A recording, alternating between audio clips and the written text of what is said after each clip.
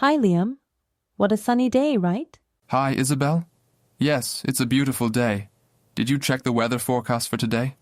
Yes, I saw it this morning.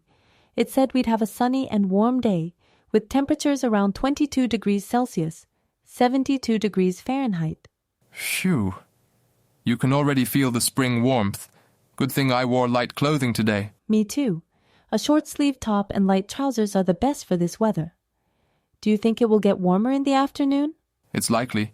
May can sometimes bring some warmer days here in London before the summer really kicks in. We should be careful with the sun. You're right. I always carry sunscreen with me at this time of year. What about you? Yes, I have some in my bag too.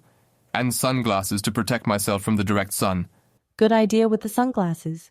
Sometimes the sun can be quite bright around midday. Do you think there's any chance of rain today? The forecast I saw said there's no chance of rain today. We usually get more consistent rain a bit later in the year, so we can expect more sunny and dry days for now. That's good. That way we can enjoy the day without worrying about rain. Do you have any plans after work?